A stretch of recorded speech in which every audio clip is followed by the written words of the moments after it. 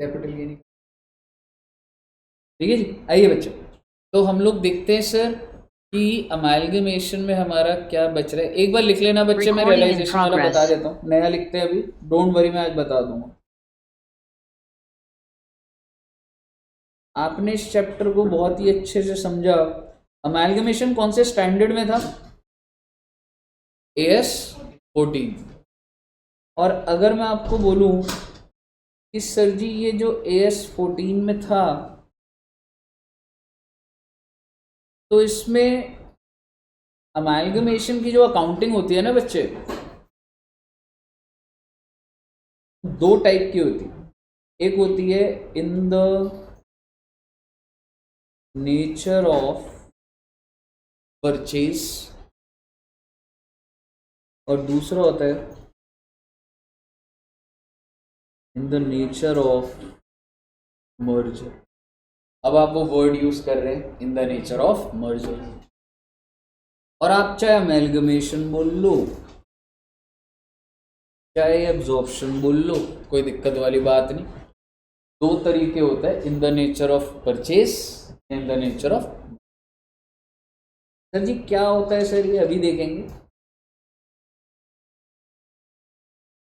In the nature of purchase में जो accounting होती है, जो मैंने आपको सिखाई है, उस अकाउंटिंग का नाम होता है परचेज मेथड। जो हमने पूरा सीख लिया ना, कौन सा मेथड था बच्चे? Purchase method. और मर्जर की जो अकाउंटिंग होती है उसका नाम होता है पूलिंग ऑफ इंटरेस्ट मेथड। अच्छा जी, तो जब आपको अब एग्जाम में क्वेश्चन आएगा ना, आपको जज करना पड़ेगा कि ये क्वेश्चन परचेज का है या ये क्वेश्चन मर्जर। क्योंकि अगर ये मर्जर का हुआ तो उसकी अकाउंटिंग कुछ और है जो अब आप सीखने वाले हो, और हमने अभी तक जो सीखा टिल नाउ, कौन सा सीखा? परचेज। सर पता कैसे लगेगा कि क्वेश्चन परचेज का है या मर्जर का है? आइए साथ साथ लिखिएगा इसको, और मैं लिख रहा हूं इसमें, इफ ऑल दी, हाँ जी, pooling of interest, if all the conditions are satisfied, the question is of pooling of interest, या the question is of merger। क्या कंडीशंस है सर? वो सबसे पहली, all the assets and all the liabilities are taken over by new company। भाई साहब asset छूटेगा नहीं कोई भी। हमने जो क्वेश्चन करा उसमें क्या छोड़ दिया था उसने? Accept cash. वही डिसाइड हो गया क्वेश्चन मर्जर का नहीं है। और ऑल द लायबिलिटीज, यानी कि भाई साहब मर्जर के अंदर सारे के सारे एसेट और सारी की सारी लायबिलिटी टेक ओवर होती है। बताइए, क्लियर है बच्चे? अच्छा जी, सेकेंड कंडीशन, और ये सब कंडीशंस के बीच में एंड है, क्योंकि मुझे सारी कंडीशन फुलफिल करनी है बेटे। Next, all the assets and all the liabilities are taken over at book value। अच्छा जी, यानी कि सारे के सारे एसेट टेक ओवर भी होंगे, और टेक ओवर भी किस पर होंगे? भाई साहब अगर क्वेश्चन में मार्केट वैल्यू दे दी तो क्वेश्चन मर्जर का नहीं। हमने जो क्वेश्चन करा था उसमें प्लांट एंड मशीनरी की वैल्यू थी, लैंड एंड बिल्डिंग की वैल्यू थी, तो उससे प्रूव हो गया वो मर्जर का नहीं। Third point, equity share holders of old company will only get equity shares of new company. Equity को सिर्फ इक्विटी मिलेगा। अगर इक्विटी को प्रेफरेंस दिया, मर्जर नहीं है। इक्विटी को कैश दिया, मर्जर नहीं है। आपको ध्यान रखना है कि equity share holder of old company को क्या मिल रहा है बच्चे, सिर्फ और सिर्फ। लेकिन इस पर एक एक्सेप्शन होती है, एक्सेप्ट कैश मिल सकता है। इसके लिए बच्चे, फ्रैक्शनल शेयर्स के ऊपर जो कैश, मान लो रेशियो कुछ जैसे कि डेसिमल में आ रहा है, ठीक है, रेशियो है 5:2। 5:2 का मतलब आपके 5 शेयर आपको कितने मिलेंगे, 2। यू हैव 7 शेयर्स, तो मैं 7 शेयर पे कितने को डेसिमल में शेयर छोड़ना दूंगा, तो कुछ 2 पॉइंट कुछ आ रहा होगा, तो मैं 2 शेयर दे दूंगा, बाकी उस वैल्यू का कैश दे दूंगा। तो उसको क्या बोला जाता है बच्चे, फ्रैक्शनल शेयर। क्लियर है जी। तो ये 3 कंडीशन मेन है। पहली, सारे एसेट और सारी लायबिलिटी टेक ओवर होगा, और टेक ओवर होगा तो किस पर होगा, बुक वैल्यू पर। और तीसरा, इक्विटी को सिर्फ इक्विटी मिल रहा होगा। तो जब आप एग्जाम में क्वेश्चन को रीड करेंगे तो सबसे पहला पैरामीटर होगा कि हमें ये तो समझ आए कि हमने मर्जर परचेज पैटर्न है या मर्जर का। ठीक है सर, और भी कंडीशन है, हाँ बेटे, लेकिन वो थ्योरेटिकल है। Fourth, new company will continue the same business of old company. Sir ji इसका क्या मतलब हुआ, मैंने एक कंपनी को खरीदा, उसका जो बिजनेस है वही तो चलाऊंगा ना मैं। अगर मैंने वो बंद करके दूसरी चीजें बेच रहा हूं तो फिर वो मर्जर नहीं होता। थ्योरेटिकल बात है, क्वेश्चन में आपको दिखेगा नहीं, तो ये हम एज्यूम करेंगे ये कंडीशन तो सेटिस्फाइड है। Last, at least 90% of equity share holders of old company agree to amalgamation। देखो भाई, अमेलगमेशन होना चाहिए नहीं होना चाहिए, कौन डिसाइड करेगा, मालिक। मालिक कौन, इक्विटी। तो कितने परसेंट अग्री होने चाहिए, 90%। फिर इससे कम हो गए तो फिर वो मर्जर नहीं हो सकता। कंपनी तो बंद हो ही रही होगी लेकिन वो मर्जर नहीं हो सकता। ठीक है, इसके बारे में भी आपको क्वेश्चन में कुछ इंफॉर्मेशन नहीं मिलेगी। तो लास्ट के जो 2 पॉइंट है ना बच्चे, ये मैं एज्यूम कर रहा हूँ कि ये तो सेटिस्फाइड है। मेरे को चेक पॉइंट मेरे लिए क्या होगा, पहले 3 का। ठीक है, और परचेज में लिखूंगा if the question is not of merger, it is of purchase।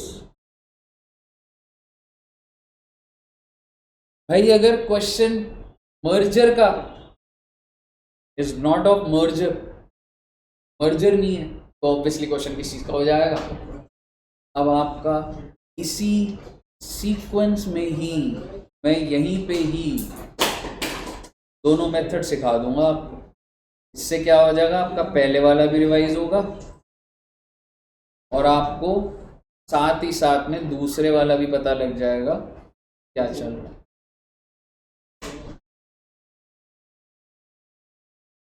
कहीं नोट कर लिया बच्चों ने?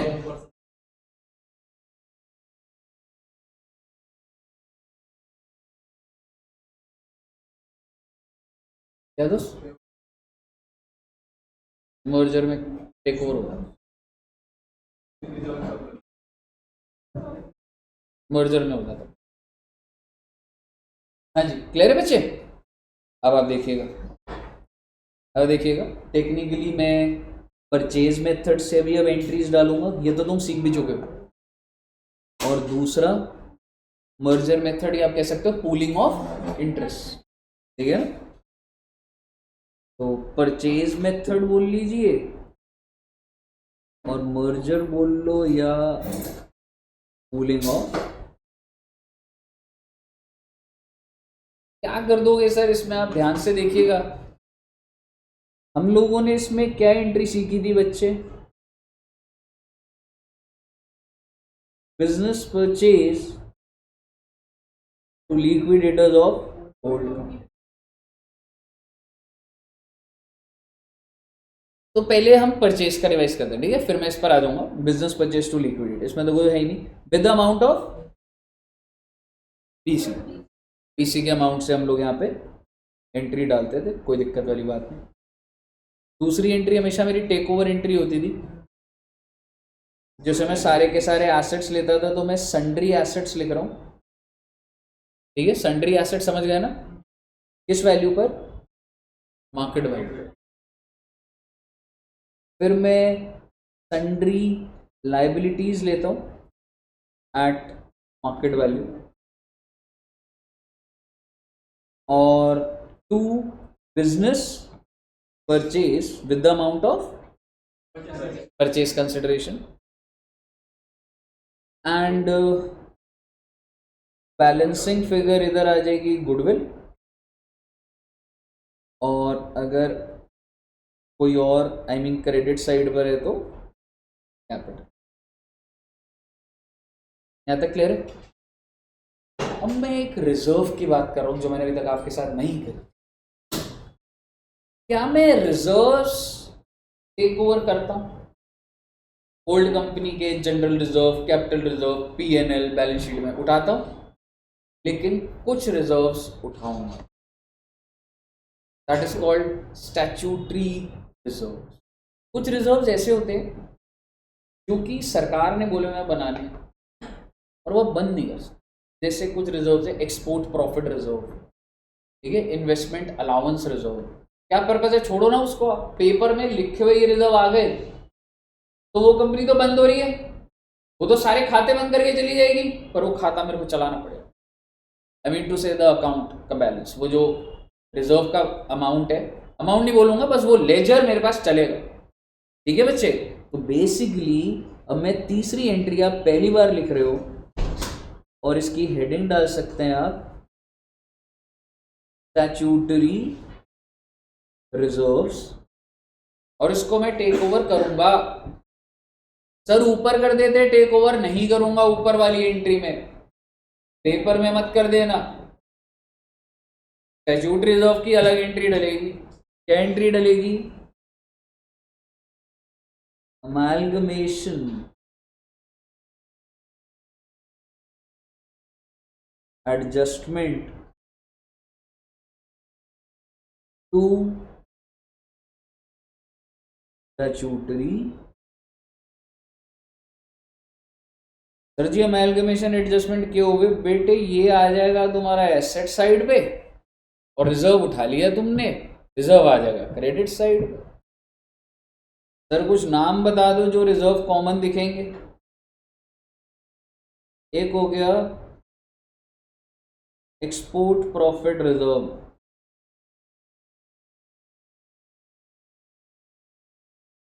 एक हो गया इन्वेस्टमेंट अलाउंस रिजर्व, फिर ऐसे टी रबड़ ऐसे वाले रिजर्व्स भी होते हैं, समझ रहे हो। तो एक साथ ही लिख देते टी रबड़ डेवलपमेंट। बस ये आपको अगर बैलेंस शीट में दिख रहे हैं तो identify them as statutory reserves, और इसको आप टेक ओवर कर लोगे। हाँ जी,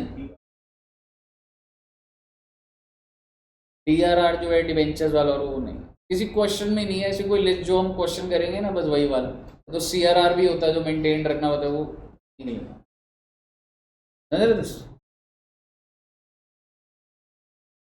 कहिए क्लियर है बच्चे।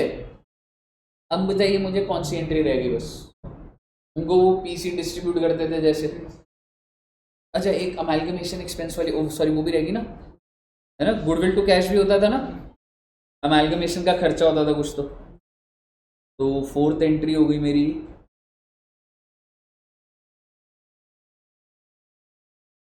Amalgamation expense. एंट्री क्या डलती थी जी? Goodwill to cash. ओके, बस बेटे खत्म होने वाला है बेटे चैप्टर, फिर जस्ट प्रैक्टिस है हमारा। हाँ, अब आखिरी वाली entry, liquidators of old company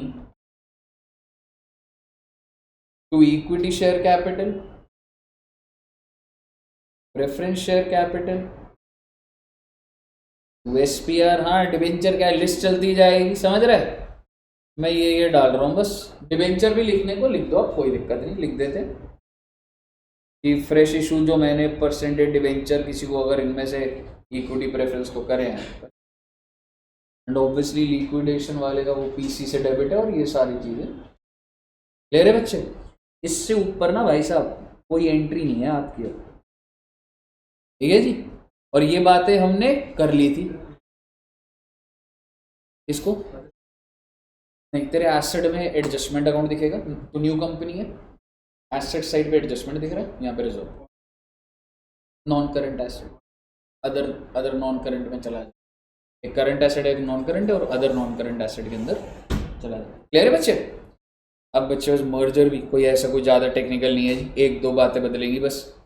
पहली एंट्री बताइए, क्या सर कोई चेंज है? नहीं बेटे नहीं, सेम एंट्री है, business purchase to liquidators of old. Second entry में चेंजेस हैं। पहला चीज तो सर आपने मार्केट वैल्यू को उठाया, ठीक है, एग्जैक्टली, तो एक चीज तो क्या होगी, सन्ड्री एसेट जो उठाओगे वो, दूसरा जो सन्ड्री लाइबिलिटीज उठाओगे वो, सर जी बिजनेस परचेज किस अमाउंट से होगा? पीसी से, with amount of purchase consideration. आप जिस कंपनी को बंद कर रहे हो, अब उसके रिजर्व्स भी उठा लो इसी एंट्री, स्टैट्यूटरी भी उठा लूंगा, जनरल रिजर्व भी उठा लूंगा, कैपिटल रिजर्व जो रिजर्व है ओल्ड कंपनी का इसमें, का मतलब आप यहाँ पे जनरल रिजर्व, तो पीएनएल, आप रिजर्व्स उठा लो। रही बात स्टैट्यूटरी रिजर्व की, जी हाँ इसी एंट्री में ही उठा लोगे, एग्जैक्ट सारे आ गए।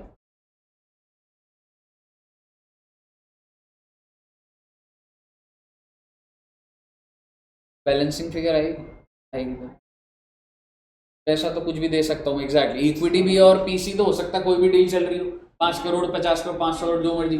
बैलेंसिंग फिगर आएगी, अगर डेबिट साइड पे आई तो गुडविल नहीं बेटे, जनरल रिजर्व। सर दो दो जनरल रिजर्व, वो बेटे एडजस्ट कर देंगे ना उसको, अगर नीचे भी रिजर्व टेक ओवर वाला आ रहा है तो उसको हटा देना। आप समझ गए ना, बस एंट्री में दो जनरल रिजर्व की जगह नेट फिगर डाल दूंगा बस। और अगर सर यहां पे जनरल रिजर्व आ गया तो बैलेंसिंग फिगर, जहां भी आ गया बैलेंसिंग फिगर जो है वो गुडविल और कैपिटल रिजर्व की जगह जनरल रिजर्व।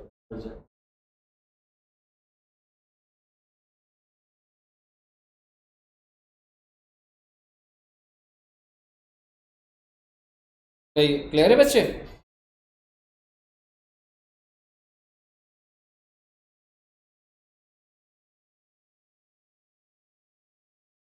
तो अब आप मुझे बताइए, क्या मुझे स्टैट्यूटरी रिजर्व की एंट्री अलग डालने की जरूरत है?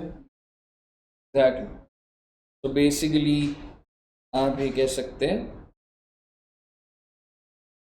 अब यहाँ पे ऐसे लिख देना, already passed in above in entry number take over entry में ही कर दिया ना मैंने तो उसको। अच्छा जी, अब क्या होगा सर, अमेलगमेशन एक्सपेंस क्या एंट्री डलती है बच्चे जनरली? अब बताओ, गुडविल यूज करूंगा यहाँ पे? Exactly, general reserve to cash.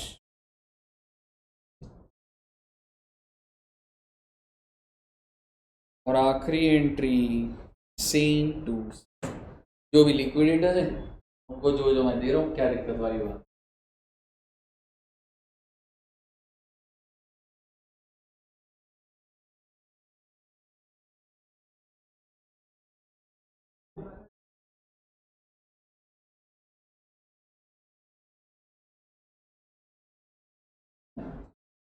अरे भाई ये फ्रेश कैश दे रहा था अंदर, और प्रेफरेंस को कैश तो दे सकता हूँ, इक्विटी को इक्विटी देता हूँ ना। हाँ, इक्विटी को नहीं जाएगा, प्रेफरेंस को। दोस्त कह सकता है तू कि आप जो कह रहे हो कि सर मतलब क्या ही फर्क पड़ रहा है, ऐसा कुछ वो नहीं है। तो समझ रहे कि बस एक अकाउंटिंग के एक नॉर्म्स बना रखे, ठीक है, लेकिन ऐसा मतलब कितना ही फर्क पड़ जाएगा, जनरल हो गया, गुडविल हो जाएगा और हो जाएगा, कोई ऐसा तो कंक्रीट लेवल पे क्या फर्क पड़ रहा है? कुछ फर्क नहीं पड़ रहा, समझ रहे?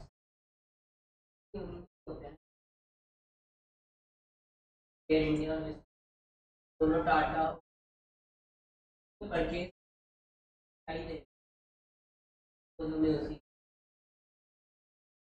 बोल रहा हूँ मतलब टाटा और एयर इंडिया एक ही टाटा होल्ड करता है। हाँ। इंडस्ट्री ऐसे नहीं होता है मतलब, कंपनी की अपनी वो होती है, अकाउंटिंग चल रही है, सारी चीज़ चल रही है, बेचने का दिखाना है, वो ठीक है, तू नेगोशिएट करा सकता है, पर तू अकाउंटिंग को थोड़ा ना उड़ा देगा। वोडाफोन आइडिया, और अब कंपनी का नाम क्या है सबसे पहले ये देखना पड़ेगा, समझ रहे? तुमको क्या लग रहा है डोमिनेट कौन कर रहा था नाम देखते ही? क्योंकि पहले अगर नाम उसका आ रहा है तो भैया दम तो उसी में, समझ रहे? मतलब एक जनरल परसेप्शन बता रहा हूँ, ठीक है। अब उन्होंने इसको मर्ज करा, अमेलगमेट करा, नई कंपनी बनाई, ये हमें नहीं पता, ये तुम्हें दिख भी नहीं रहा, ब्रांड नेम दिख रही है तुम्हें बस, पीछे क्या कर दिया हमें थोड़ा ना पता लगा, समझ रहे? तो बेसिकली ये तो डिपेंड करता है, अगर उन्होंने कोई, जैसे वोडाफोन पहले अलग कंपनी थी, आइडिया अलग है, और हो सकता है वोडाफोन ने बोले तो मेरे पास आज बस ब्रांड नेम वोडाफोन आइडिया चलेगा, आइडिया की कंपनी हो सकता है बंद हो गई हो, वोडाफोन लिमिटेड आज भी वही चल रहा, ऐसा हो सकता है। और अगर ऐसा नहीं है तो उसे बोला नहीं हम सेपरेट बनाएंगे, तो फिर ये अमेलगमेशन एक नई कंपनी होगी, लिस्ट कराया होगा, उसका स्टॉक प्राइस अलग से आया होगा,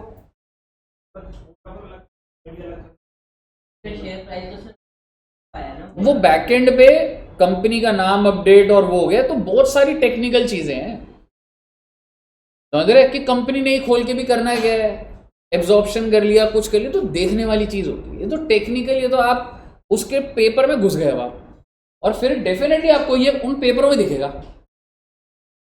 अमेलगमेशन है, एब्जॉर्प्शन है, कौन सा मेथड है, उनके एक बार एग्रीमेंट सेल परचेज के देखोगे तो उसमें तुम्हें ये बातें दिखेंगी।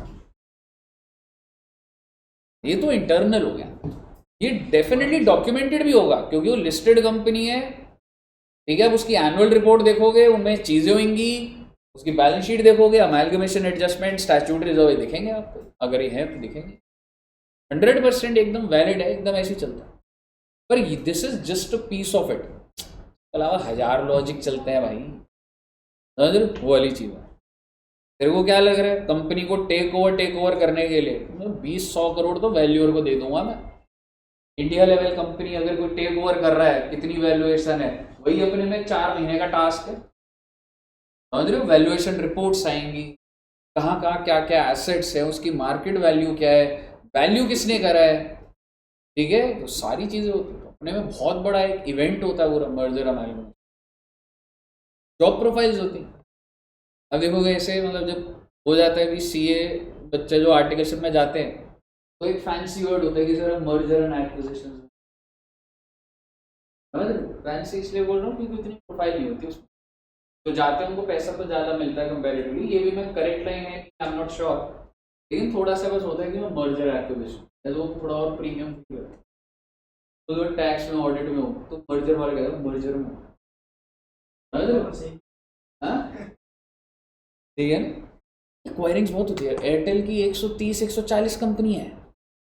चलो वो तो होल्डिंग सब्सिडरी है, फिर वो कंसोलिडेशन अपने में है। मैं जब एयरटेल में था, आप लगा लो कंसोल टीम होती है जो 140 कंपनियों को जोड़ के रिजल्ट बनाएगी। आसान बात थोड़ा है भाई, मतलब बहुत कॉम्प्लिकेटेड है। सबके ट्रायल्स वैसे सॉफ्टवेयर बने हुए हैं, तो अलग चल रहा है, कहानी तो अलग चल रही है, वो वाली चीज़ है।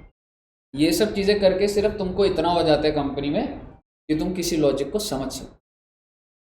तुमको ये ना समझे कि अमेलगमेशन क्या होता है, समझ रहे हो। तुमको डेबिट क्रेडिट एक थॉरो लेवल पर आता होगा तो तुम एब्जॉर्ब कर सकते हो कोई भी काम को 4-5 महीने। इतना आपको ये चीज़ निकाल कर देती है बस। हाँ एग्जैक्टली। रियल लाइफ में एंट्री यही डल रही होगी, पर इसके बैकएंड के पीछे इतनी सारी शीट्स कनेक्टेड होंगी।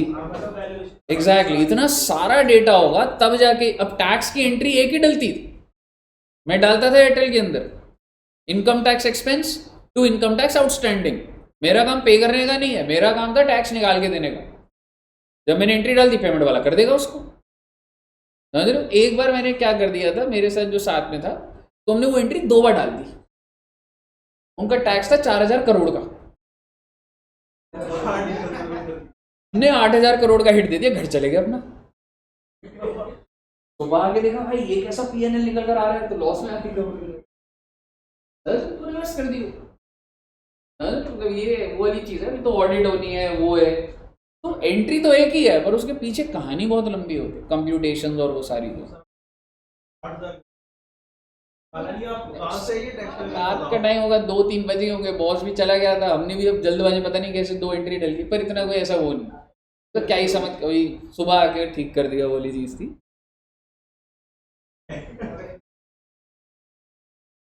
हाँ अरे एयरटेल में तो यार ना कुछ फ्राइडे होता था ना सैटरडे संडे, बहुत काम होता था।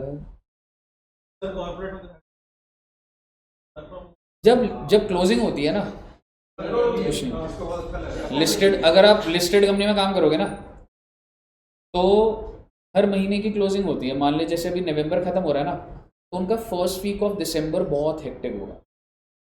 वो 7 दिन काफ़ी मेहनत करेंगे लिस्टेड कंपनी। उनको हर महीने के अपने रिजल्ट पब्लिश करने हैं, सेबी को देने हैं। तो मेरे को इसी महीने का क्लोज, और ऑडिटर भी, क्योंकि वॉल्यूम इतना बड़ा होता है, तो ऑडिटर भी उस महीने का रिजल्ट एक लेवल पे, ऑडिटर वैसे क्वार्टरली करता है, पर वो भी टीम बैठी होती है ईवा और उनकी, कि हम थोड़ा थोड़ा करके चेक करते रहे, नहीं तो क्वार्टर का बर्डन आ जाता है। तो हर महीने के बाद, और उसके बाद 7 तारीख के बाद आप चले जाओ 5 दिन, आपको आपको बहुत देखना भी नहीं जाता, क्यों कर लेंगे अब यार, बहुत लोड ले लिया अभी, ठीक है। लेकिन फर्स्ट वीक हैवी होता है, फिर ऐसी क्वार्टर जब खत्म होगा, तो क्वार्टर खत्म होते वो पूरा महीना हैवी होता है, पूरा महीना, ठीक है। पूरा महीना बोले तो अगर क्वार्टर खत्म हो रहा है दिसंबर का, तो जनवरी मंथ बहुत हैवी। आप अपने बॉस को छुट्टी चाहिए, अगर क्या बातें करने आगे, तो जनवरी बिल्कुल कोई मतलब ही।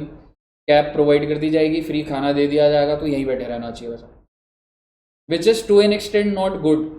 ऐसे मैं आपको बता रहा हूँ, बहुत अच्छे अच्छे सीए, मतलब मेरे से बड़े ही होंगे, बट वो कह रहे हैं मेरे को ये लाइफ नहीं जीनी सर, मेरे पास दिमाग है तो क्या आप मुझे गधा थोड़ा ना बना दोगे। गधे का मतलब ये नहीं है दिमाग नहीं चल रहा, वो कह रहे मेरी अपनी लाइफ है सर, मैं 10 से 6 ही आऊँगा, काम होता है तो होए, नहीं होता ना होए, मैं जा रहा हूँ कंपनी छोड़। This attitudes prevails. You have values, आपको अपनी रिस्पॉन्सिबिलिटीज़ है, घर में बच्चा है, वाइफ है, आपको जिम्मेवारी हैं, ठीक है। जस्ट बिकॉज आपका बॉस के पास 24 घंटा है कंपनी को देने को, तो ही tries to make that environment कि सब रुक जाओ यार। मेरा बॉस अच्छा था, बट ठीक है, उनका सब सेटल्ड था, बच्चे बड़े बड़े थे, 10-15 साल क्या करना है घर रुक के, ऑफिस ही जिंदगी बन जाती है लोगों की। फिर वो जो आप स्टार्ट करते हो आपको वही चीज़ दिखने लगता है, but there are many people. और वो जो बंदा कहता था वो सुपर इंटेलिजेंट था, वो चला गया था जीएमआर में, चला गया था, कह रहा कल्चर ही खराब है आपको, समझ रहे हो। तो होता है ऐसा, मतलब ये आपके ऊपर डिपेंड करेगा कैसा कल्चर प्रमोट कर रहे हो, क्या चीज़। दोनों अपनी जगह सही है, मतलब मैं बॉस भी कहता था ठीक है मैं तो अभी कर रहा हूँ काम, कर ले तो ये काम कर ले, वो कर ले, कह रहे सर पर ये कल्चर खराब है, मतलब जॉब उसने ढूंढी थी 7-8 महीने बाद ही वो चला गया था। उचित है।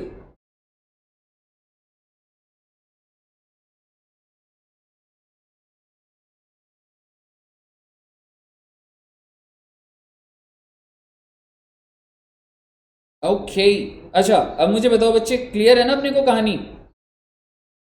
मैं आपके साथ बड़ी अच्छी बात करने जा रहा हूँ।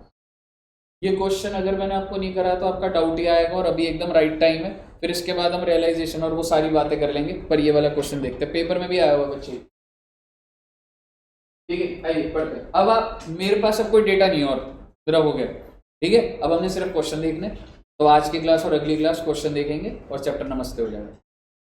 नील and Gagan limited amalgamated to form a new company on 1/4/2001। अब आपको सारी बातें समझ आएंगी। अमेलगमेशन है कि एब्जॉर्प्शन है?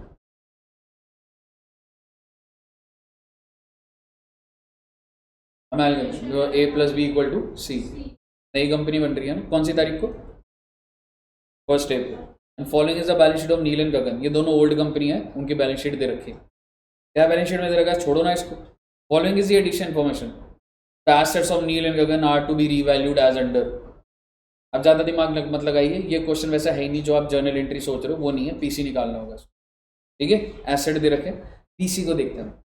अच्छा, करना क्या है, you are required to compute, requirement एक ले लें, equity and preference share to Neel and, number of share निकाल के देना उन्हें कि ओल्ड कंपनी है।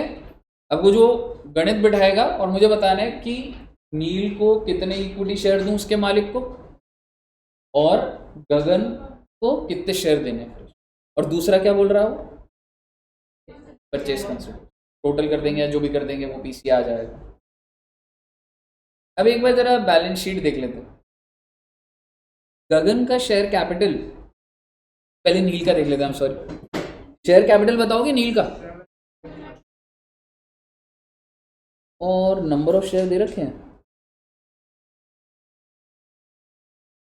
ना? और ठीक है, पीपीई का बाइफर्केशन दे रखा है, और assets of Neel and Gagan are to be revalued. तो ऐसा कुछ नहीं दे रखा मेरे को। ठीक है, अच्छा, पहले पहली एडिशन इन्फॉर्मेशन, नील और गगन के क्या कर रखा है, जो भी ऊपर एसेट है उसकी मार्केट वैल्यू दे रखी है। देख लूंगा कहाँ यूज करूंगा, अभी तो नहीं समझ आ रहा कहाँ पे होगा। नेक्स्ट पॉइंट देखते हैं, the purchase consideration is to be discharged as issue of 24,000 equity share. ओहो, टोटल शेयर कितने इशू करेगी कंपनी? कितने रुपए का? और किसको कितने दूं, नील को कितने और कैसे? In the proportion of their profitability in the preceding. अब सवाल है प्रॉफिटेबिलिटी कहाँ है, उसी के नीचे profit of the preceding 2 years। नील का 2,62,000 फर्स्ट ईयर, इसका 2,12,000, 4,75,000 दे रखा है, और गगन का भी ये दे रखा है 24,000 शेयर है। रेशियो में बढ़वा दो बेटा, 24,000 इंटू 475 डिवाइडेड बाय 1000, ये दोनों का टोटल रेशियो है। This is the ratio, 475 is to 525 ratio है। 24,000 शेयर को बांट दो।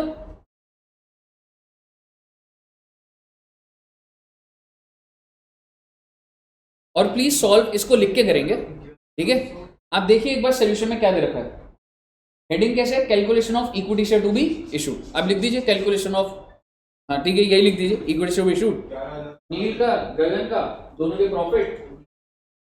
आगे क्या दे दिया, टोटल प्रॉफिट कितने हो गए, 10 लाख। 24,000 को बेटे रेशियो में डाल दिए बेटे, 11,400 और 12,600। प्लीज इसको बना दीजिए, पहले आराम से बनाइए।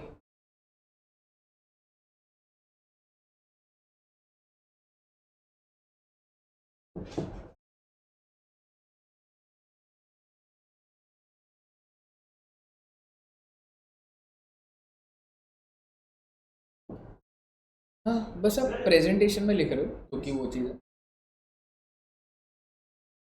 सिर्फ क्वेश्चन कह रहा था नंबर ऑफ टोटल में निकाले, 25 से मल्टीप्लाई कर दो बस। वो जो नीचे वाला पॉइंट है पीसी कैसे निकलेगी, उसमें 25 से मल्टीप्लाई कर देंगे।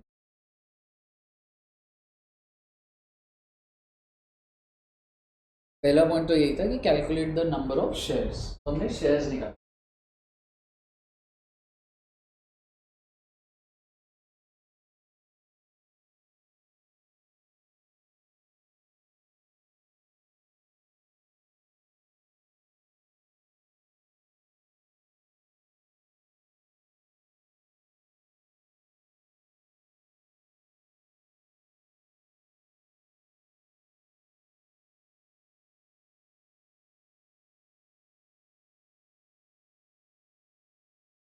बन गया बच्चे?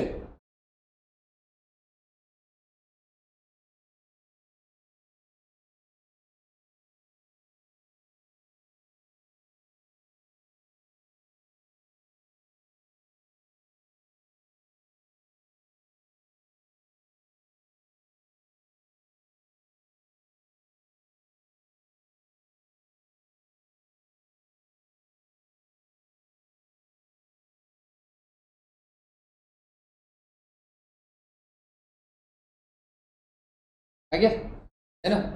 सेकेंड वाला पॉइंट थोड़ा पेचीदा है, मतलब इजी है बट अमेल्गमेशन से लॉजिक नहीं है, नॉर्मल बात है। अब पढ़ते हैं बच्चे ये वाला कि मतलब अच्छा इक्विटी दे रहा है या प्रेफरेंस भी दे रहा है? पॉइंट नंबर ए तो इक्विटी बोल रहा, बी में प्रॉफिट बता दिए, पढ़ो एक बार जरा सा पढ़ना बस। Issue preference share, preference share भी दे रहा सर, है ना? प्रेफरेंस शेयर भी दे रहा है। कितने परसेंट प्रेफरेंस शेयर दे रहा है? 12%। पार वैल्यू कितनी है? और भी 10 each, issued fully paid up at par. अब आगे हुआ to provide income equivalent to 8% return of net asset in the business as on 31 को कह रहा है तुम अपने नेट एसेट निकालो, नील नेट एसेट निकालो, एसेट माइनस लायबिलिटी, उसका 8% कर दो, ये इनकम आ गई। मैं तुम्हें उतने प्रेफरेंस शेयर दूंगा कि उसका 12% 8% के बराबर होगा। तेरे को कितने प्रेफरेंस शेयर शो कर रहा हूं ये नहीं बता रहा, मैं बोल रहा हूं तेरे नेट एसेट कितने के हैं, तू निकालेगा एसेट माइनस लायबिलिटी, ठीक है? आगे तेरे नेट एसेट, मैं कहूंगा इस पे 8% रिटर्न निकाल, तूने बोला सर 8% ये है, मैंने कहा अब मैं जो डिविडेंड दूंगा ना उसका 12% ये हो, तेरी इनकम डिफाइन कर दी मैंने, so this should be your dividend. Then how is the how much is the par value of preference? Step by step करेंगे। नील का निकल गया। एक बात बताइए, सबसे पहले नील का हैंडल करते हैं, नील का नेट एसेट निकालते हैं, ठीक है बच्चे? और नेट एसेट के लिए अब आपको ये इंफॉर्मेशन यूज आएगी यहाँ पे प्लांट एंड मशीनरी और, ठीक है? तो आइए नेट एसेट निकालने के लिए एसेट्स देखता हूं इसके कौन कौन से थे। पीपीई के अंदर लैंड एंड बिल्डिंग 750 पर, नीचे मार्केट वैल्यू कितने की है? 775। साथ साथ लिख लेना एक बार, लैंड एंड बिल्डिंग ऐसे लिख लो, calculation of net assets of Neel, calculation of net asset of Neel limited. Plant and machinery, I'm sorry, land and building 7,75,000, plant and machinery 5,25,000। इसके अलावा कोई एसेट है? करंट एसेट भी जोड़िए, उसकी मार्केट वैल्यू नहीं दी तो बुक वैल्यू, दैट इज 1,63,500।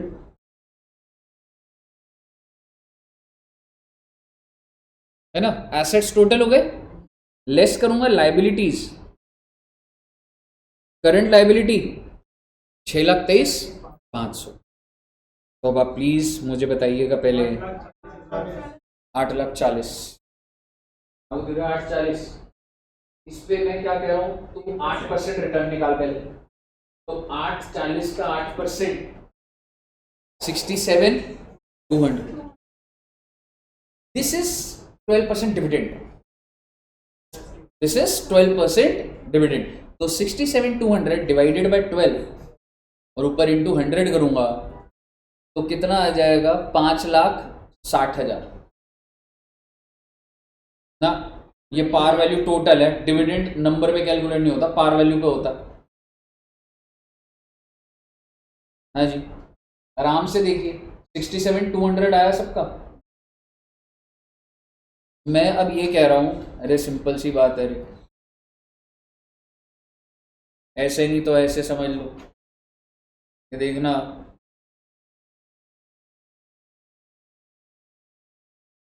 अब मैं तुम्हें ये कह रहा हूं कि ये पार वैल्यू है, मैं ये कह रहा हूं इसके ऊपर 12% ही डिविडेंड कमाते हो ना, dividend is calculated on par value. बेटे एमआरएफ का जो शेयर है उसने आपको पता है डिविडेंड कितने परसेंट दिया था? 300% बेटा। उसकी पार वैल्यू कितने की है? 1 रुपए। मार्केट वैल्यू 1 लाख, तो 300% किस चीज का?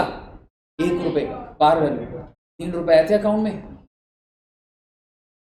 और मेरे पास 2 शेयर थे, 6 रुपए। हाँ तो तुम नोटिफिकेशन आ गया, मैं डर गया इनकम टैक्स वाले ना आ जाए। और यही नहीं बेटे, इस पे टैक्स भी देना पड़ेगा। हाँ 250 शेयर भाई, जिस दिन 250 शेयर हो गए ना, हाँ मतलब इतनी मेहनत क्यों करनी लगी हाँ ठीक है। So basically dividend par value पे निकलता है। So this excess par value, number of shares नहीं है ये, number of share into par value. उसका 12% कितना है? 67,200। तो एक्स क्या आएगा? 67,200 डिवाइड बाय 12%, कितना आ गया वो आपका? 5,60,000। That's the par value, I mean total. और एक शेयर की पार वैल्यू कितनी दी? 10 रुपए। 56,000 शेयर कर दिए ना मैंने इशू। जो साहब समझ आया ना?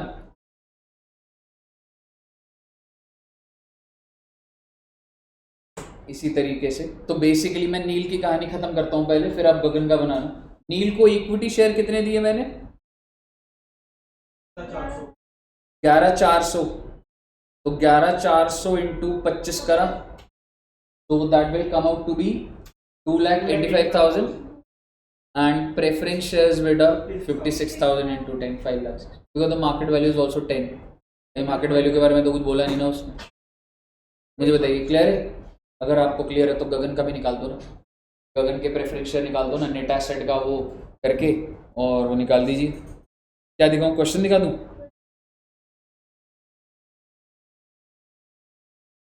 पहले तो गगन के ये एसेट्स लिख लीजिए, जो रिवैल्यू है, फिर ऊपर वाला दिखा दो।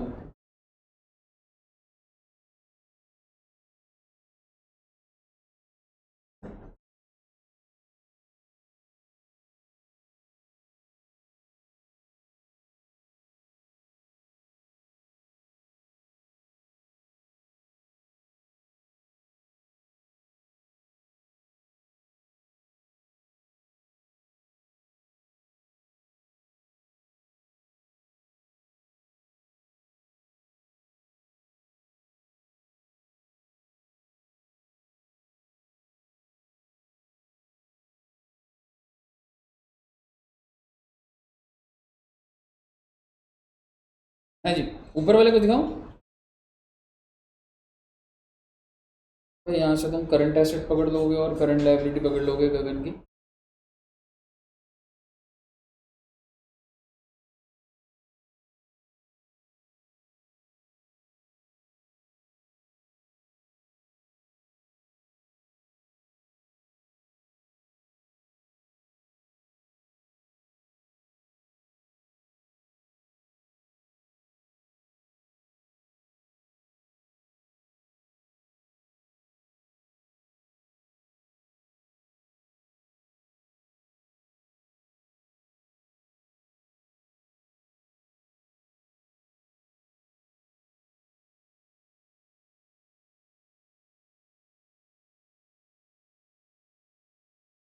अच्छा, कितने शेयर निकले?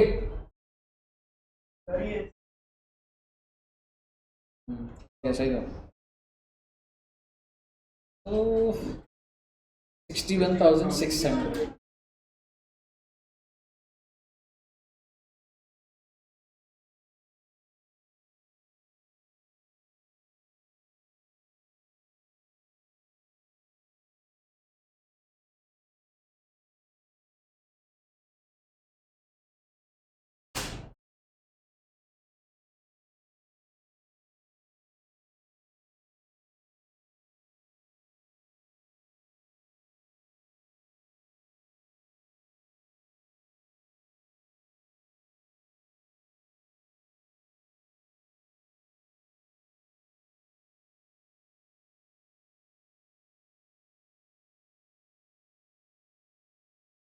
हो गया?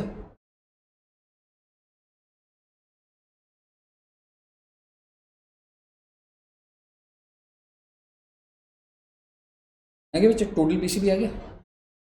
आगे मैं एक जी का इधर, दो जी का हो रहे?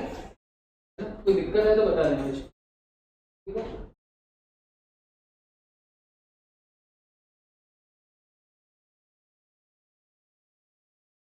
तो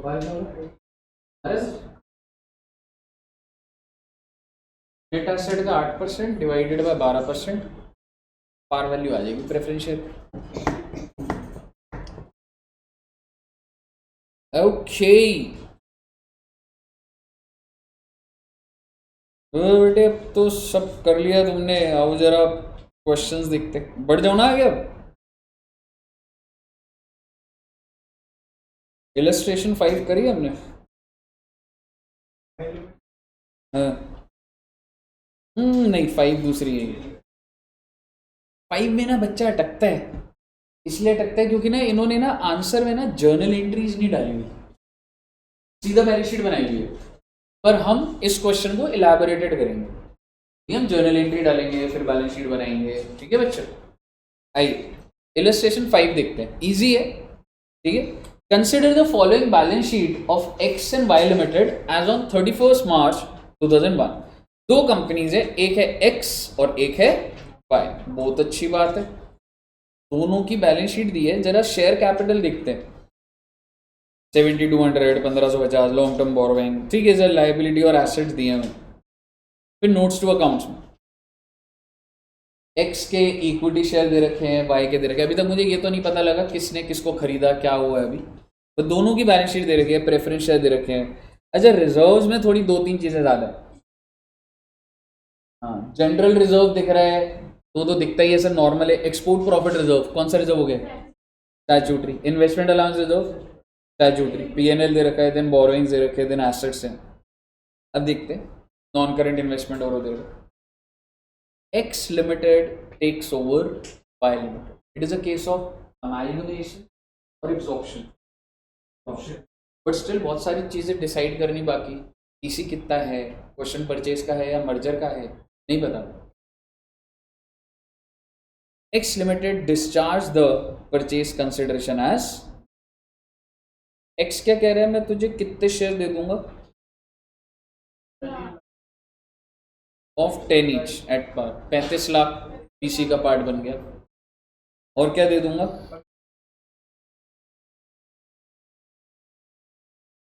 तो 15% प्रेफरेंस शेयर ऑफ 100 ईच।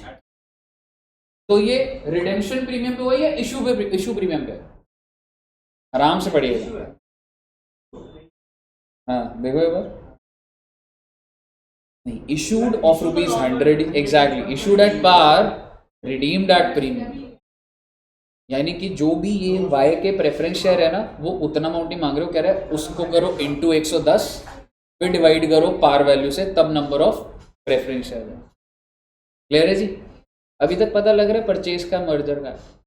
नहीं पता लगा, कोई भी पॉइंट से नहीं पता लगा। द डिबेट है जी, लेकिन अभी और भी तो पॉइंट्स हैं। अगर मैं नीचे एक एसेट की मार्केट वैल्यू बदल दूंगा तो परचेस का बन जाएगा, देखेंगे। The debenture holders of Y limited will be converted into equivalent number of debentures of X limited. तो जितने डिबेंचर एक्स के हैं उतने एक्स के हो रहे।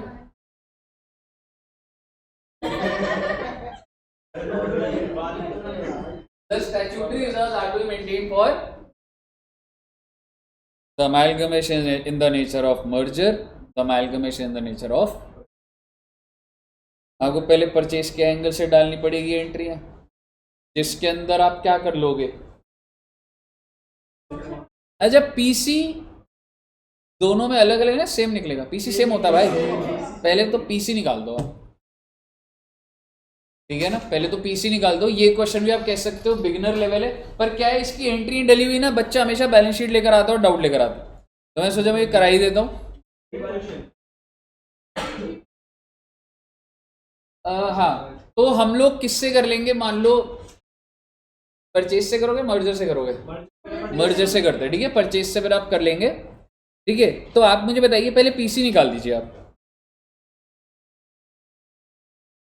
कैसे निकलेगा सर? ये फाइल भेज दूं क्या? ये वाली फाइल अमालगमेशन में भेजी हुई थी मैंने, है ना। और मे वाले में भी इन बच्चों को भी भेज देता हूँ, क्योंकि ना वो स्क्रॉल अप डाउन करना पड़ेगा आपको। भेजी हुई है ना? पर ना वो फाइल निकाल के ना बच्चे, मैं स्क्रीन पे तुम्हारे को पीसी के टर्म्स यहाँ पे रख देता हूँ। आप बैलेंस शीट में नंबर ऑफ शेयर्स और वो देखिए।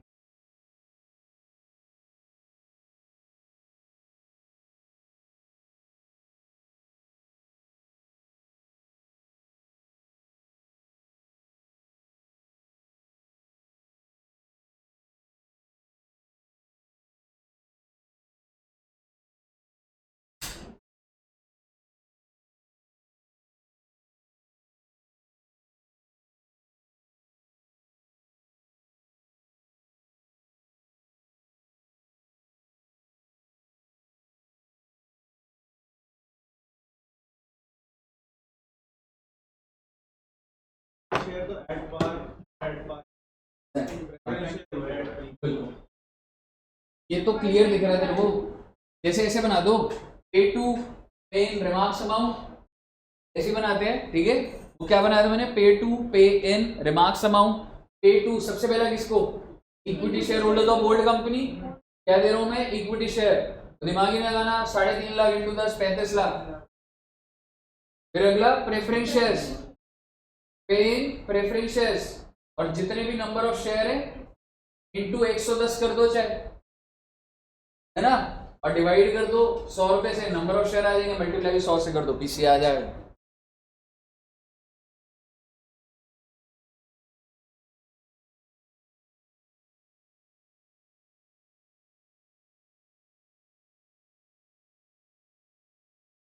कितना? नहीं, पीसी भी निकाला नहीं निकाला हुआ यार। 5370।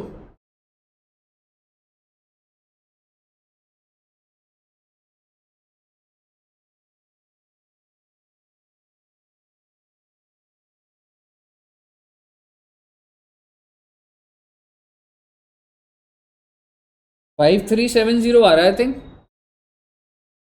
है ना। यही आया ना विकास का प्रेफरेंस शेयर। एक बात बता ना, वाई का ये देख, पीसीए निकला हुआ है वर्किंग।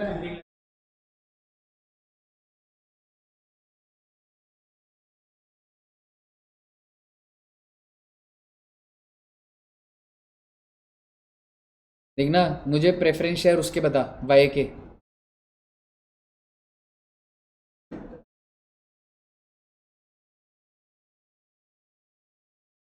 अब आप क्या करो, एकदम एग्जैक्ट दिया हुआ है दोस्त। इक्विटी वो कह रहा है मैं 3.5 लाख शेयर इशू कर रहा हूं। अगर तू देखेगा, एग्जैक्टली कुछ करना ही नहीं है, वो बोल रहा है मैं 3.5 लाख दे रहा हूं। पीसी आ गया बच्चों? अब एंट्रीज डाल सकते हैं आपकी। पहली मर्जर के हिसाब से कर रहे हैं हम, है ना। तो business purchase to liquidation, assets take over करना, लायबिलिटीज, इवन रिजर्व्स भी।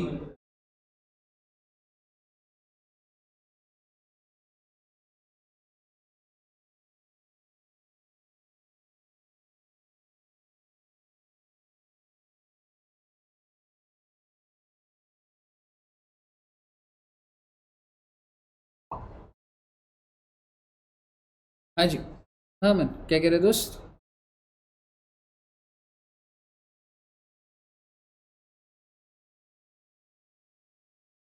ऑनलाइन में बच्चों का पीसी आया।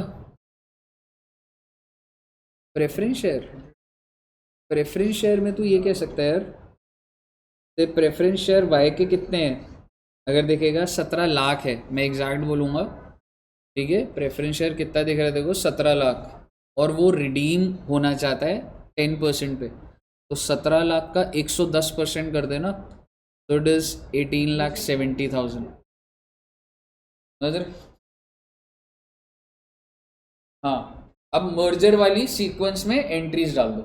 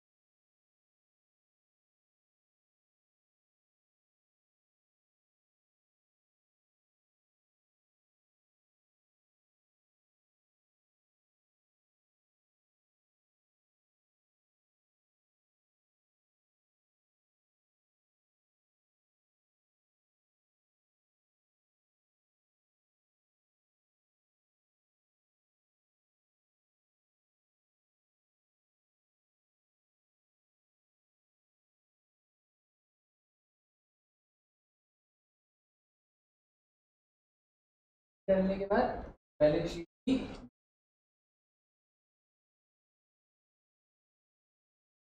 सारे सारे हमको तो इमीडिएट बनानी है। जब 2 साल कल को खत्म होंगे वो एंट्री रिवर्स कर दूंगा, स्टैट्यूटरी रिजर्व टू माइग्रेशन खत्म हो गया रिजर्व। तेरे को अभी 2 साल के आगे का कहानी नहीं जाननी। तो you will take over second.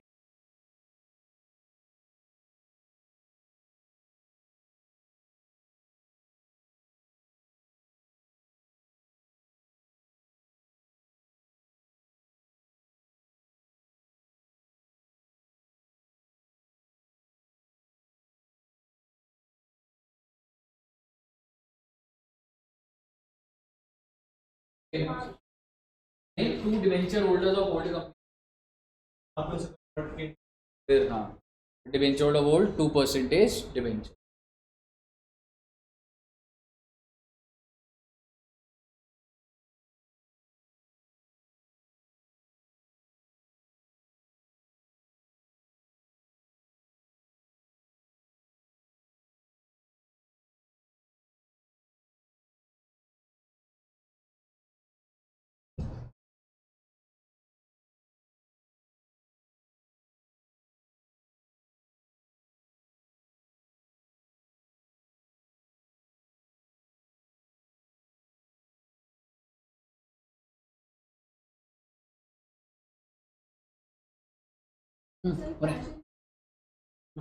Merger है मैडम, छोड़ेंगे कैश भी उठा लेंगे।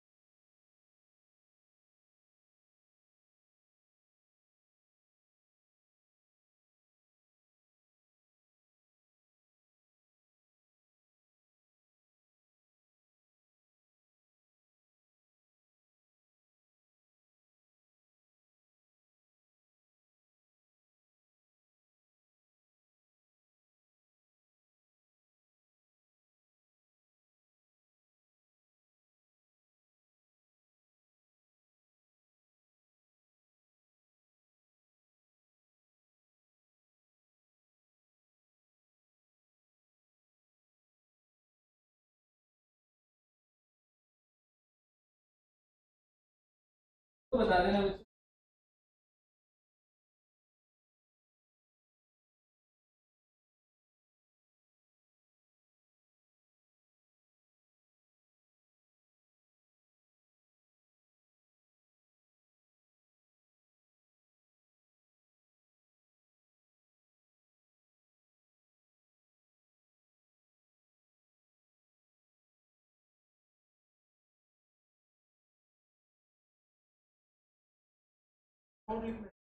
हाँ हाँ, एट दी एंड तो जो लिख दिया फिर वो जब काट कूट जनरल जब एक ही बार लिख दे तो सही है ना, फाइनल फिगर ही है ना, नहीं तो बार बार वो अजीब लगता है, वो एक ही एंट्री में 2 बार अकाउंट आ रहा है वो।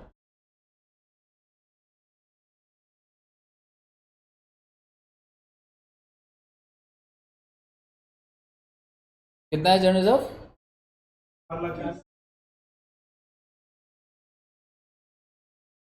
डेबिट और क्रेडिट? डेबिट। स्टैट्यूटरी रिजर्व भी उठा लिया था ना, मतलब सारी उठा लिए थे ना।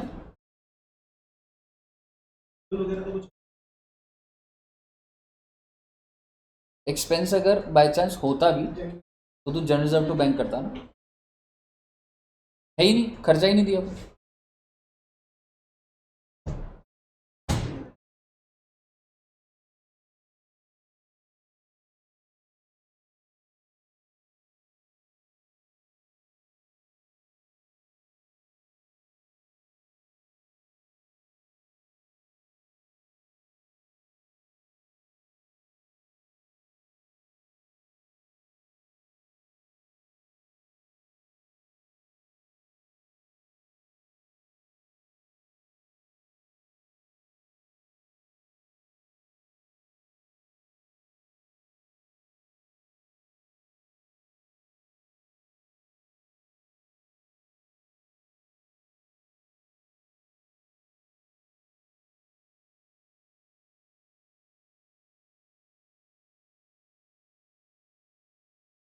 ग्रुप में है तो सही, वैसे है ना? ये बच्चे सारे ग्रुप से ही देख रहे हैं, मैं भेज देता हूँ दोबारा।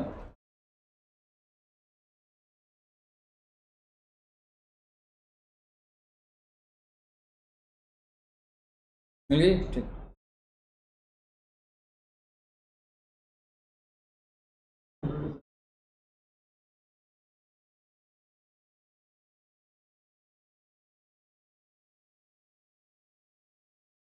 फाइव।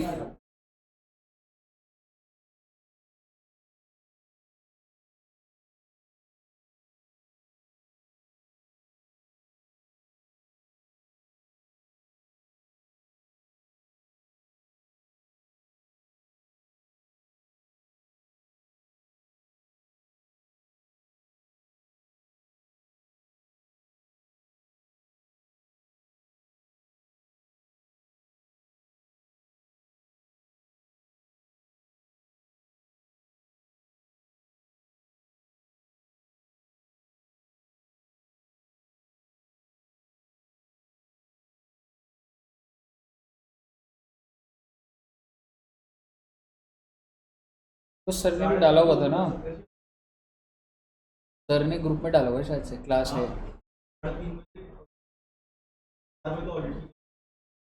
मुझे ऐसा लग रहा है तुम्हारी 3:30 से 4:30 कॉस्ट होगी, 4:30 बजे। यार क्या है ना, आशीष सर ना स्पेशली आए हुए कुछ क्लास के लिए 1 घंटे के लिए।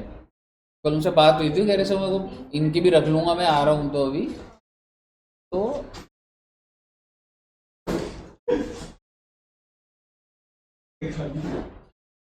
बन गया, एंट्री चल गई। हाँ बिल्कुल, बैलेंस शीट बनाएंगे ना, बैलेंस शीट मैच होगी तो छा गए आप। अमेलगमेशन सीख गए बेटे, अब इतने बड़े हो गए यार। Very good.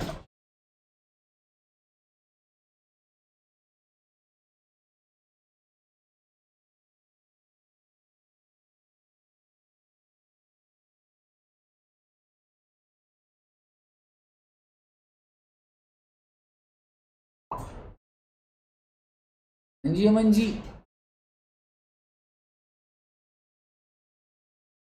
ये सन्ड्री एसेट्स और लाइबिलिटीज बता दो। सन्ड्री एसेट्स भाई टेक ओवर कर दे भाई, टेक ओवर एंट्री में इन्वेंट्री को भी उठा ले, रिसीवेबल उठा ले, कैश उठा ले, पीपीई उठा ले, नॉन करंट इन्वेस्टमेंट उठा ले, पूरा एसेट साइड उठा ले। और लाइबिलिटी में की बैलेंस बनाने के लिए तो हम एक्स को भी ऐड करेंगे। ना ना, लाइन गलत है। एक्स की बैलेंस शीट अगर ऑलरेडी दी हुई है तो उसमें ये एंट्रियां डली हैं तो अपडेट करेगा। इट्स नॉट अबाउट मर्जर और अमाल। हाँ, एक ऑलरेडी एग्जिस्टिंग बैलेंस शीट है, उसमें 2 ही एंट्रीज का इम्पैक्ट डालेगा। समझ रहे? तो एक्स का दे रखा है ना तेरे को ऑलरेडी शेयर कैपिटल 7200 दे रखा है, मतलब इसके अंदर बोलो इक्विटी है 5000, तो उसमें ऐड ही करेगा ना फर्दर इक्विटी, 3500 के 8500 का इक्विटी आ जाएगा। हाँ जी। अमन जी क्लियर है ना? एसेट्स और लाइबिलिटीज को दोस्त टेक ओवर एंट्री में उठाएगा। एक बार आंसर भेजू क्या ग्रुप में?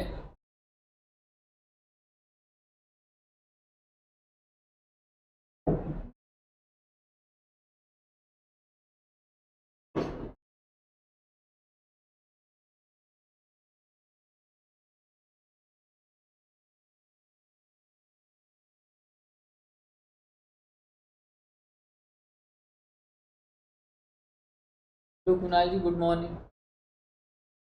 आए कुछ चाय वाय कॉफी वॉफी आया कुछ?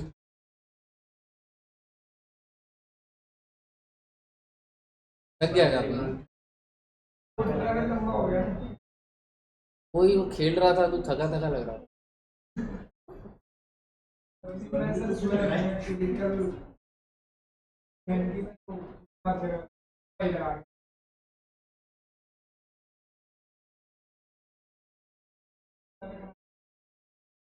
गलती हो गई मेरी।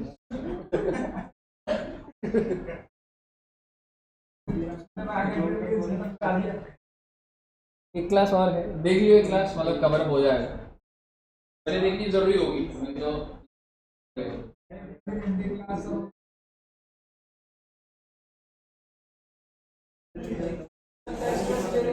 सैटरडे सर अभी करूँगा या टेस्ट कर पढ़ूँ? हाँ अभी ये करूँ या टेस्ट कर दोनों जैसे जनरल जब 420 का डेबिट हुआ है तो उसे माइनस कर देंगे ना 420 का डेबिट है ना तेरा, तो तू एग्जिस्टिंग बैलेंस शीट के अंदर 420 और माइनस कर दे, ये रिजर्व है तेरा 500 का जो चल रहा है ऑलरेडी, माइनस कर दे 420, 80 का रिजर्व आ जाएगा तेरा। बिल्कुल बैलेंस शीट तो बना हुआ है भाई, मैच होगा ना तभी।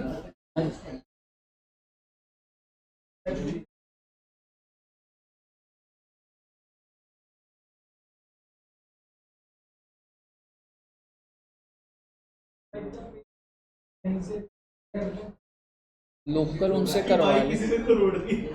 जय तूने सर बोला ना, मुझे कोई डाउट है इसका, तो कहाँ से हट गया One अभी? X का मारा मुझे था। ना किसी ने काफी मार दिया कि वहाँ से भी करेगा और उसका स्टील वाला जो पोर्शन है ना वो दिख रहा है।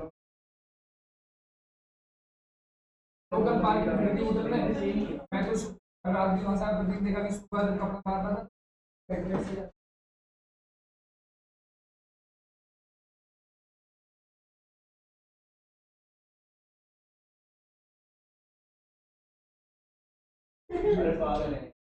रवि सर फंस जाएगा भाई। तो वापस अबे स्टिकर चिपका दिए। इतना लगा है आपको, थोड़ा बहुत तो दिखेगा शायद। तो जो बैठ होगा तो वो ब्लैक तो हाँ स्प्रे पेंट होगा भाई की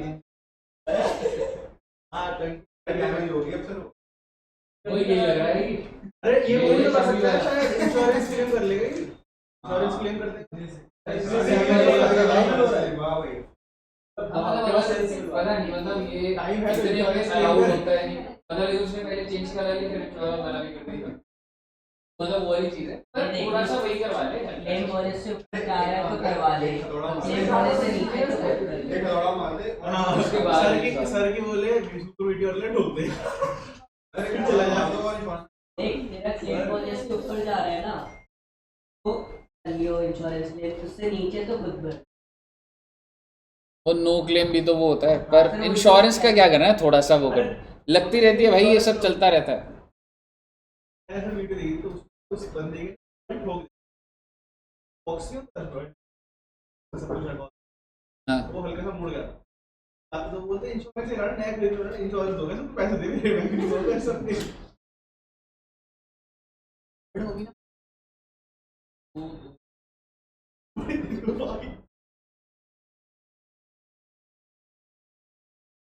हाँ जी, और ये नए वाले कैश फ्लो निशान इतना हो जितना आपके एप्पल पे मैंने कैश फ्लो की वीडियो पर वो पकड़ एप्पल के ऊपर जो साइन है इतना ये इतना विड्थ भी इतनी है, वो तो काफी है। तो एक बढ़िया सा स्टिकर नहीं, मेड लाइक अ गन, या अगर कोई स्टिकर आते हैं ना वो लगा दे ब्लैक में, जो दिखे ना सर टंकी के ऊपर सर रिजेक्शन एडू टंकी के ऊपर। हाँ तो ठीक है, उधर मतलब देखना पड़ेगा एक बीच बार में वो। नहीं है ना, हाँ तो पापा भी देखो इधर है टेबल में। ये बात तो कैसा आ रहा है, फिक्स आ रहा है। बता रहा हूं तो कोठाली के रास्ते में। हाँ जी, क्या हुआ, मैच हुआ क्या?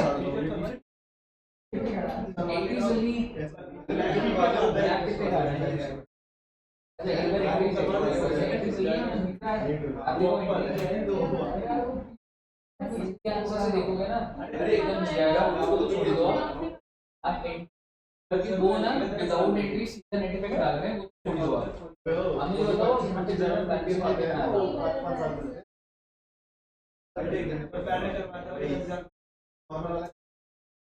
आपका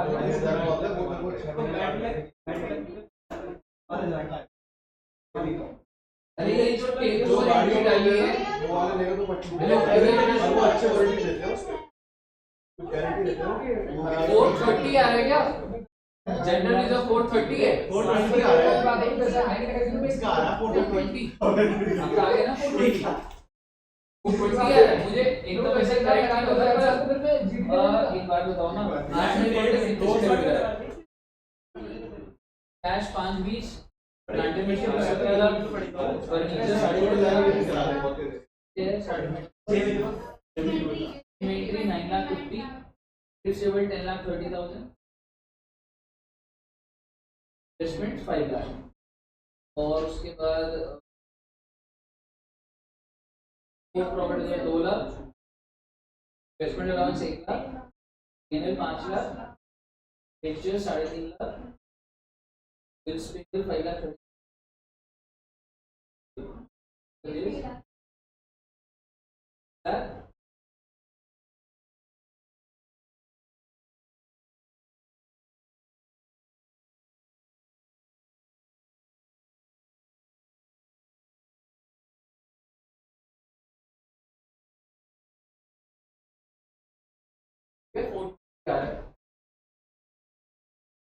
के बाद आप क्या करोगे? अब आपके पास आंसर को एकदम भूल जाओगे, आप बस ये एग्जिस्टिंग बैलेंस शीट है प्लस, जैसे कि आपने कितने लाख रुपए पार वैल्यू हुआ था ना, और 3.5 लाख इंटू 10 नहीं था, यही था ना, 3.5 लाख इंटू 10। तो आप एक मुझे बात बताओ, एक्स का ऑलरेडी इक्विटी कितना है? मैं आपको बैलेंस शीट बनवा रहा हूँ, एक बार ध्यान से सुन लेना, ठीक है? आगे आपका चलेगा अभी। एक्स का इक्विटी कितना आ रहा है? 5,000 लाख, सही है? 25 को ऐड करूंगा इसमें, और प्रेफरेंस शेयर 22 लाख है, मैंने कितने शेयर इशू करे? 18,70,000 ऐड करूंगा, क्योंकि वो रिडेम्पशन हुआ था पर इशू तो उस पे था, नंबर ऑफ शेयर तो ज्यादा बढ़ेंगे ना, तो 2200 प्लस 1870 करोगे आप। रही बात जनरल रिजर्व की, 500 का रिजर्व चल रहा है, 420 माइनस 80 हो जाएंगे रिजर्व। एक्सपोर्ट प्रॉफिट 300 था, 200 और जुड़ गया, 500 दिखाओगे आप नई बैलेंस शीट में। इन्वेस्टमेंट अलाउंस कितने से दिखाओगे? 100 से, वो 100 उठाया जो आपने। P&L 750 प्लस 500 जो उठा कर लाए 1250। डिबेंचर्स 850 से दिखाएंगे आप, इशू करा ना उसको। लैंड एंड बिल्डिंग टोटल कर दोगे दोनों का, क्यों? 2500 प्लस 1550, प्लांट मशीन टोटल कर दीजिए, फर्नीचर टोटल कर दीजिए, इन्वेस्टमेंट टोटल कर दीजिए, और कोई इंपैक्ट बच गया बैलेंस शीट में? हाँ, तो कैश भी उठा लेंगे। अब ये जो इन्वेंट्रीज है 1250 plus 950, trade receivable 900 plus 1030, 725 plus 520, हाँ ठीक है, सब टोटल कर दो बस। आप उनका आंसर देखोगे अजीब सा हो जाएगा भैया, क्योंकि वो बिना एंट्री के सीधी बैलेंस शीट बना रहा है। आप इस एंट्री के बाद इसके अंदर ऐड कर दो, आपकी बैलेंस शीट मैच हो जाएगी।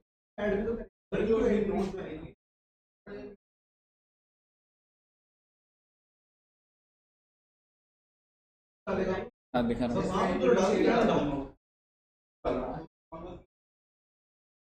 हाँ, इक्विटी शेयर कैपिटल नीचे प्लस फ्रेश इशू या प्लस ऐसे करके वो दिखा सकते। हाँ यार, मतलब जैसे जो ये है इन्वेंट्रीज है वो तो साथ में लिख सकते हैं 12,950, पर इक्विटी प्रेफरेंस पीसी वाला पोर्शन मैक्सिमम पॉसिबल देने पड़ेंगे सबके। आज मतलब जो अब जैसे करंट एसेट इनके देने की जरूरत नहीं है, ठीक है, लेकिन जो चीज शेयर कैपिटल के अंदर इक्विटी और प्रेफरेंस है वो तो देना ही देना है। रिजर्व्स एंड सरप्लस पे काफी मॉड्यूलेशन है, वो देना है आपको। और तो कोई ऐसा लॉन्ग टर्म बोरोइंग का फिर भी चल जाएगा, डिवेंचर्स ही था तो कोई दिक्कत नहीं। कहिए हो जाएगा ना क्वेश्चन। अभी मैं आपको होमवर्क नहीं दे रहा हूँ, लेकिन बस आपने क्या करना है कि जितना मैंने कराया है ना ये एकदम सही से समझ आना चाहिए। मैं सिर्फ आपको 2-3 क्वेश्चन और स्क्रीन पे कराने, अगर आप घर जाके कोई भी क्वेश्चन करना चाहो तो आप कर सकते हो। अमैलगमेशन ओवर है, गुड, आपका फ्यूचर बहुत ब्राइट है, you have made the right decision. आपका सभी होमवर्क माफ, टेस्ट माफ, आपके घर में कॉल जाएगा, आप सबसे इंटेलिजेंट बच्चे हैं इंस्टीट्यूट। दे दो वोट बीजेपी को, कोई बात नहीं। मेरे सामने कोई नहीं बोलता है। मेरा तो वो दुष्यंत से रोने लग जाएंगे। चलो 50% अब आप चलो चलो हाँ? 50% कर दो। अभी करते हैं। तेरे को स्प्लेंडर वाले ने सही पकड़ा एकदम। उसको बोला था 50% माफ कर दो, तो कंपनी के बाद ही ले गया इसको। अरे 500 कंपनी रुपए लगवा रहा था मैं माफ हो गए बोलो। ठीक है, तो इतना रखते हैं बच्चे, और आज का इतना ही। और हम नेक्स्ट क्लास में भी अमालगमेशन करेंगे, और सैटरडे को कैपिटल गेन खत्म होगा और अमालगमेशन। ठीक है साहब? ओके